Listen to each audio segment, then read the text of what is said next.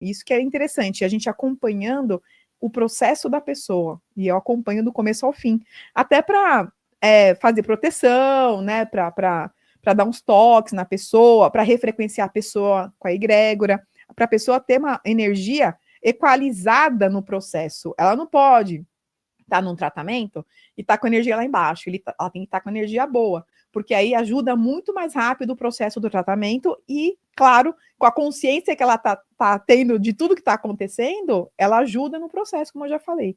Então, é muito interessante isso. A pessoa entender o que acontecia e por que está acontecendo isso aqui nessa vida. Por que eu tenho poder, né? A pessoa fala, eu tenho poder. Eu falei, nem é poder, tá dentro de você, isso é uma energia.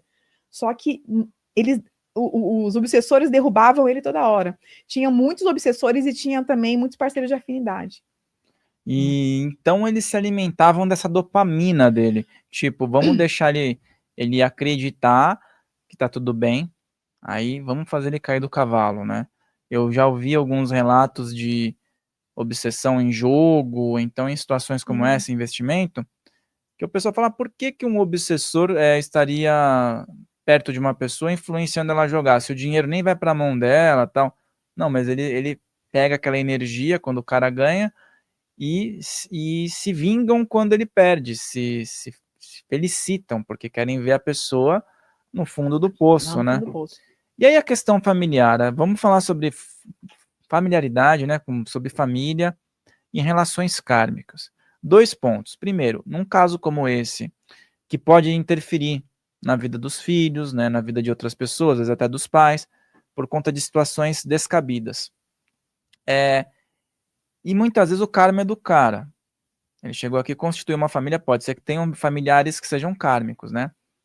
Em vez dele melhorar aquela relação, ele está gerando mais karma. E isso influencia as gerações.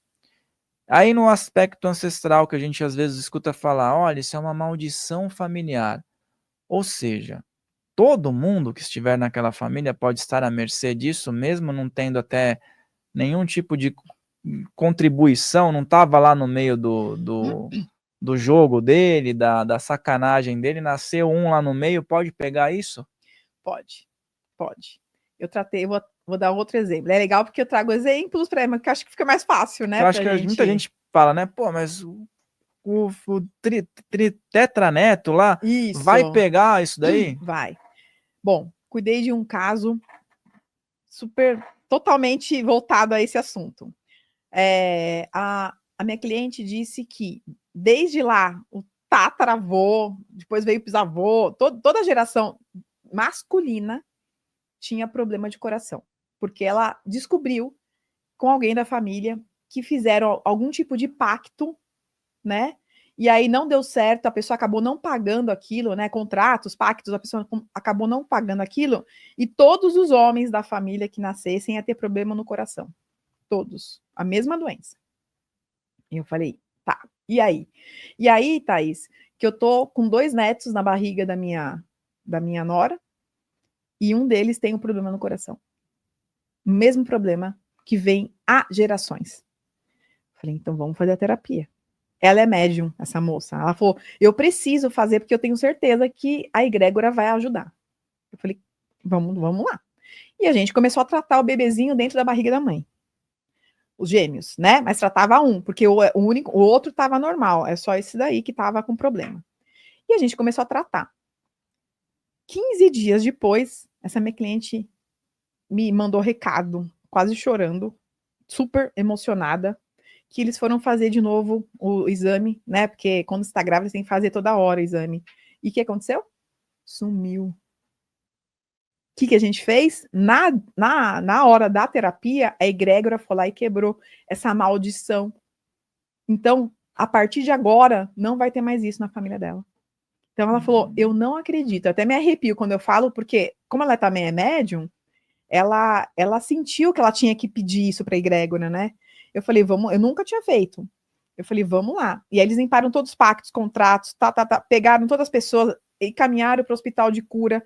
E aí o bebezinho, no segundo exame, não tinha mais nada no coração. É legal. Nossa, fiquei super feliz, né?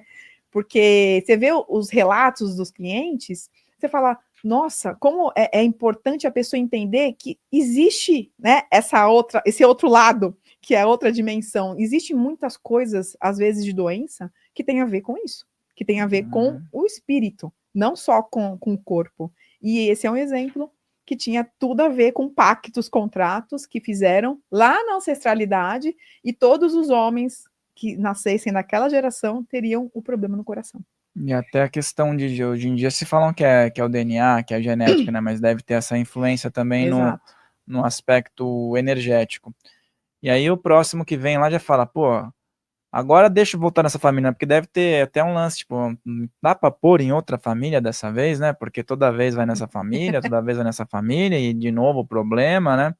E não tem como encaixar numa outra, né? E aí resolvendo isso, você quebra, por exemplo, uma situação que poderia perdurar por mais milênios aí, né?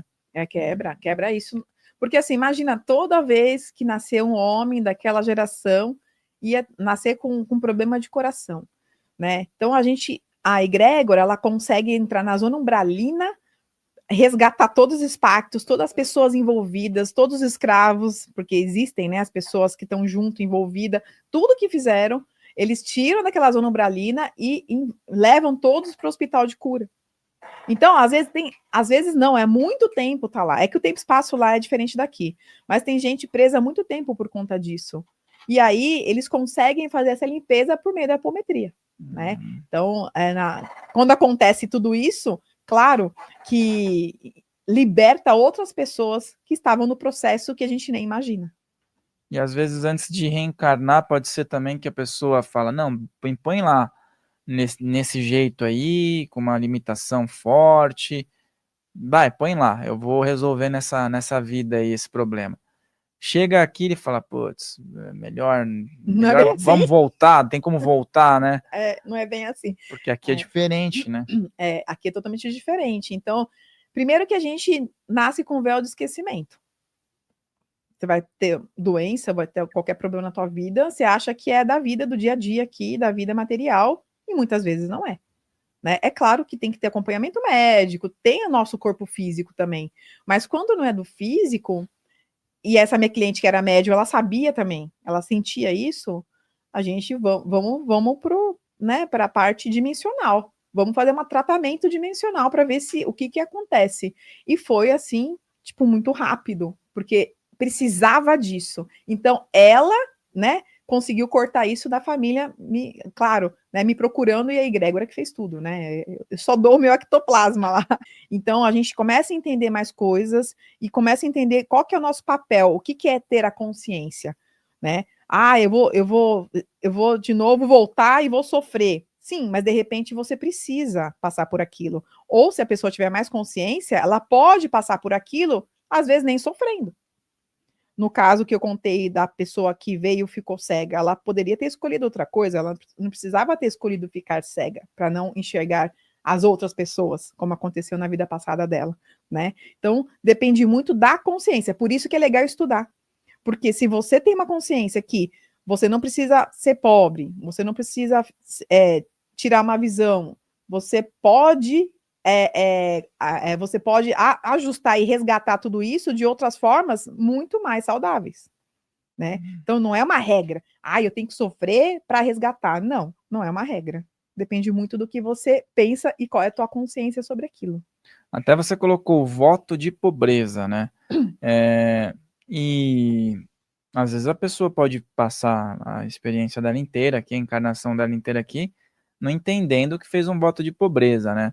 Mas como dentro do processo que você atua, dá para ter essa identificação, né? Se o voto veio de uma outra vida, se ela foi condicionada nessa, e como é que você consegue ajudar a pessoa a superar isso? Vamos dizer assim, vamos quebrar um voto de pobreza. Como começa? Qual tipo de atitude a pessoa tem que ter, além do teu trabalho de investigação, de conexão, né? Tá. Bom, voto de pobreza tem de monte. E é bastante mesmo, porque todo mundo, uma época, viveu quando a Igreja Católica era muito forte, né? Você era até status estar lá na Igreja Católica. E aí muitos pais que na época eles falavam, nossa, o meu sonho é meu filho ser um padre e minha filha trabalhar, né, e ser uma freira. Então, para os pais isso era muito importante, e muitos foram obrigados. E quando você entra lá, né, na Igreja Católica, vamos dar o exemplo da Igreja Católica, você tem que fazer voto de castidade, você tem que fazer voto de pobreza, mesmo querendo ou não, né? Porque é uma regra. Então, entrou, tem que fazer. E aí a pessoa vem com isso no campo energético dela, e quando o dinheiro chega, porque muitos clientes que eu atendo, o dinheiro chega, as pessoas são prósperas. Só que quando o dinheiro chega, acontece alguma coisa que o dinheiro vai embora. Então, ó, quebra um carro, alguém fica doente na família, perde emprego, tudo acontece. Por quê? Porque energeticamente você tem aquele voto dentro do teu campo energético, e o dinheiro vem e vai embora. O universo entende o quê? Que você não precisa daquilo porque você fez um voto, então você não quer aquilo.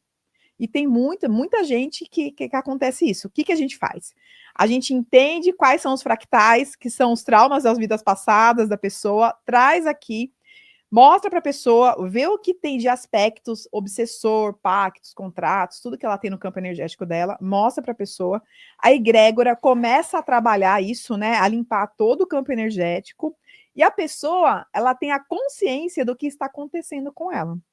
Então, muitas vezes, a pessoa fala, olha, Thaís, eu estava super bem, de repente tudo desmoronou. Por quê? Algum filme, alguém falou alguma coisa para ela, às vezes numa briga, a esposa ou o marido falou alguma coisa, que aquilo que estava no campo energético dela vem como se fosse um gatilho mental. E aí começa a reverberar o quê? Aquele trauma, aquele fractal daquela vida. Então a pessoa começa a não conseguir dinheiro mais. Então, por isso que não é a vida toda, é às vezes que acontece isso, não é sempre. Então, tem que despertar como um gatilho mental aqui. E aí a gente começa a tratar a pessoa, e a pessoa ter consciência, então tudo que ela tinha de pensamento de escassez, ela começa a cortar, né? Ah, eu vou fazer, não vou fazer. Não dá para, claro que não é para gastar dinheiro, né, à torta direita, você vai ter que fazer a terapia depois porque tá com depressão. Mas assim, a pessoa também tem a consciência, é isso que faz a diferença. Às vezes a pessoa tá no escuro. Ela fala, pô, o que tá acontecendo comigo? Agora ela sabe o que tá acontecendo com ela, então vamos trabalhar junto com a egrégora. Por isso que cada terapia demora de 20 a 30 dias até finalizar, porque é um processo. E a pessoa ela vai me falando, olha, hoje eu pensei desse jeito, né? E parece que está melhorando a energia do dinheiro, hoje deu certo, porque a pessoa vai ajudando, ela vai cocriando isso também. Isso que é interessante. Então, é muito melhor você trabalhar sabendo o que está acontecendo com você do que trabalhar no escuro. É muito mais fácil você ajudar todo o processo com a egrégora. E esse ponto do estar bem, ou então de, olha, tem coisas anteriores, né, afligindo a pessoa, e as questões novas também. Então, por isso que eu visualizo o seguinte, uma pessoa que diz, olha, eu tô caminhando muito bem, certo? Em algum momento pode ser que ela também ative essa percepção de uma outra vida, essa questão que aconteceu, e são casos que a gente vê, a pessoa estava super bem, voando aí, daqui a pouco perde tudo, tudo, tudo. E aí é o inexplicável, né? Perdeu tudo, às vezes não cometeu algo errado, mas tomou sei lá, uma rasteira da vida, como diz por aí, né? Sim. Qual seria a importância de uma pessoa que está bem, que considera que está bem? Olha, eu estou bem, estou ganhando dinheiro, estou próspero, estou saudável, passar por um processo como apometria, como terapia de vidas passadas, como uma radiestesia, como várias ferramentas que dá para a pessoa estar à mercê, mesmo considerando que está tudo certo. Tá. Assim, 99% das pessoas me procuram porque o problema já está lá, né? Então, poucas pessoas pensam assim: eu vou tratar para não acontecer. Aí, depois que faz a terapia, vê a mudança, a pessoa fala: então, eu tô bem no relacionamento, mas eu prefiro tratar para não acontecer, né? Então, as pessoas geralmente procuram um tratamento, seja o meu, seja qualquer um, porque está passando algum perrengue lá e não sabe da onde que está vindo isso, né? Então, tem um cliente meu, outro exemplo, que o cara, ele tem prosperidade muito alta, muito. Você percebe na hora que você fala com ele, tudo. Ele é um diretor de uma grande empresa e ele também mexe com bolsa de valores, né? Enfim. E aí ele falou, Thaís, eu ganho muito dinheiro, muito, mas eu perco tudo. E ele falou, não é pouco. Eu investi na semana passada, olha o exemplo que ele me deu. Eu investi na semana passada, eu ganhei 2 milhões no investimento. Eu tava vendo de mudar de casa, tava eu e minha esposa, tal. No outro dia ele perdeu tudo. Como se fosse, ó, caiu, acabou. Por quê? Ele falou, e isso é constantemente que acontece comigo. Por quê? Aí a gente foi lá, fuçar a vida dele. Na outra vida, ele também era um cara com muito poder, muito dinheiro, né? Só que ele tinha a parte promíscua. E ele fazia muita gente sofrer por conta disso. E aí, o que ele trouxe com ele nessa vida? Muitos obsessores atrás dele. E, inclusive, íncubos e súcubos. Então, o que esses caras fazem com ele nessa vida? Faz ele, deixar ele ganhar e pum, tira aquilo dele. Olá, eu sou a Thaís Joia. Se você gostou desse corte, assista o episódio completo aqui na descrição e te convido também para ir lá no meu site, no thaisjoiaterapias.com.br/mude de vida.